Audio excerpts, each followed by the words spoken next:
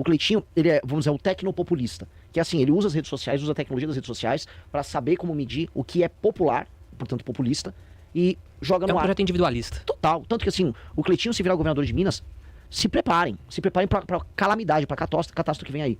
Ele é um incapaz. O Renan, trazendo até um pouquinho para o nosso âmbito municipal, né? Eu queria saber quais são suas opiniões no sentido de alterações também no sistema para os municípios. Tem gente que defende voto distrital, tem gente que defende uma alteração drástica para um prefeito ficar só 4 anos, ou um mandato de 6. Como é que você vê isso tudo, Renan? Esse é o assunto que eu acho mais legal. De longe. Porque eu acho que o problema do Brasil está nos municípios. O sistema político brasileiro é feito para que prefeitos se elejam, tratem as pessoas como bicho, porque a cidade para eles é um curral. E aí esses prefeitos servem, na verdade, a deputados.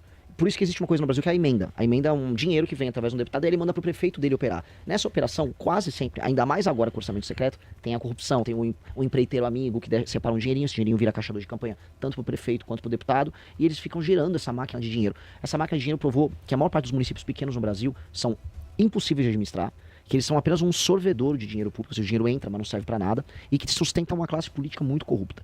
Isso varia de estado para estado. O norte de Minas é basicamente isso. A galera que, enfim, o sul de Minas é um país e o norte de Minas é outro, né? O sul de Minas é muito mais parecido com o São Paulo, na parte econômica, o norte de Minas é parecido com a Bahia. O norte de Minas, os prefeitos são muito corruptos, as cidades têm um desenvolvimento humano baixíssimo e não funcionam. Então, o voto distrital, nesse sistema, ele só pioraria a situação, porque você teria apenas um curral local e o deputado eleito por esse distrito ia só comprar os votos, como acontece. O que a gente precisa fazer para salvar as cidades? O Brasil tem mais de 5 mil cidades. A gente tem que mudar esse número para 3 mil no máximo. Ou seja, a gente vai ter que fundir os municípios. Aí você vai sumir um monte de prefeito, um monte de vereador. Vai diminuir muito a classe política local. Fundir esses municípios, eles têm que trabalhar com indicadores. Então, se o município tem um nível de vida muito baixo, vamos supor, um nível de vida lá de uma cidade do interior do Alagoas, não adianta eu acreditar que aquela classe política que já é corrupta e que não tem nem formação, os prefeitos, vereadores, em geral, são semi-alfabetizados. Eu preciso botar um interventor. Porque se as pessoas vivem numa condição de vida muito ruim, é como se fosse uma pessoa muito doente, um corpo doente. Eu preciso botar um médico bom. O médico bom não pode ser uma pessoa analfabeta, que são esses prefeitos. Então nós vamos precisar fundir municípios e colocar um interventor federal que vai trabalhar apenas para melhorar os indicadores. Se tem 10% de esgoto, ele tem que entregar 30% de esgoto. Se no ranking do Saeb ele está lá embaixo, ele vai ter que subir 30%, vamos supor. Ou seja, ele tem que subir uma série de indicadores que a gente determina, seja com o IBGE ou com outros institutos que o governo dispõe, e existem, são bons, tem técnicos bons, e avalia, pronto, o município melhorou. Agora dá para ter classe política aqui. O que não dá para ter é classe política e não ter cidade de verdade. As pessoas são escravas daquele sistema. No Nordeste, mais de 75% das cidades são assim. Em Pernambuco, que é um dos lugares mais diversificados, 70% das cidades, a atividade econômica principal é governo. Então elas não são uma cidade, a cidade é insustentável. Então nós vamos precisar alterar isso tudo.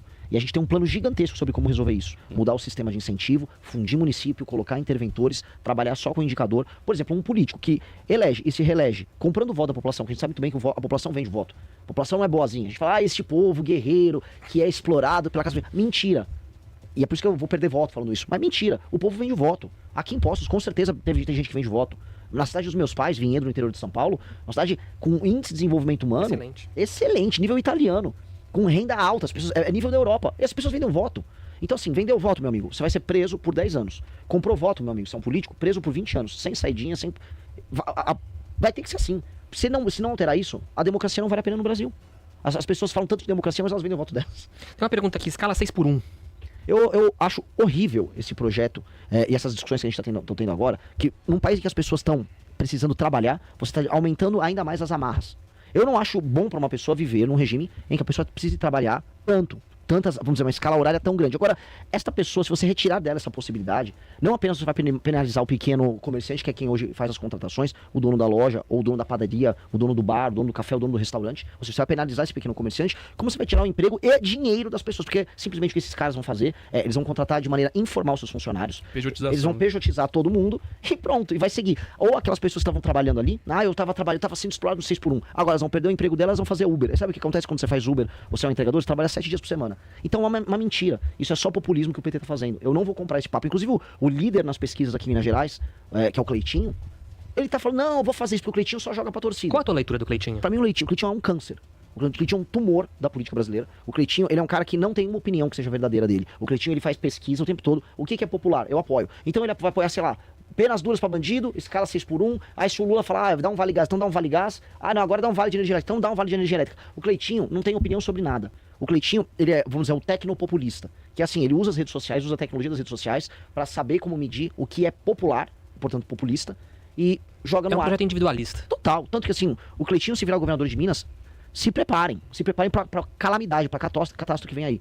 Ele é um incapaz, o Cleitinho é um cara semi-alfabetizado e que faria um governo apenas baseado na própria popularidade dele. As contas públicas iam pro vinagre. Você ia ter uma série de demandas do funcionalismo que iam ficar jogando pressão sobre ele, e como ele não sabe falar não, que ele só quer ser popular, ele vai falar sim, aí não tem como ajustar a conta, aí você vai ver, sei lá, ele gravando uma live, fazendo uma oração pra ajudarem ele, e só nesse populismo, e no fim do dia o governo será uma calamidade. Me assusta, quando você quebra as pesquisas aqui em Minas Gerais, você vê gente instruída falando que vota no Cleitinho. Me assusta. Aí você fala, Me nossa, assusta também. assim, fala, que país é esse, cara? Que país é esse que, assim, a pessoa tá pegando um... Não é só que ele é um incapaz, ele poderia ser um incapaz. Tudo bem, agora ele é um incapaz mal intencionado.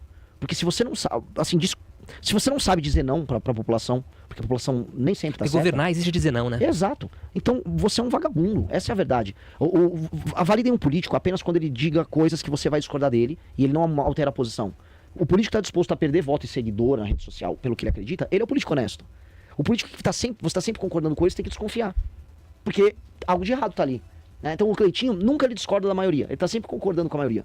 Você me desculpa, isso é uma coisa de um sujeito sem caráter. Minha referência, eu já dei uma entrevista lá em Belo Horizonte, o Cleitinho é o luva de pedreiro da política. Ele é um influencer ridículo, popularesco, alçado a uma posição que ele não pode ter.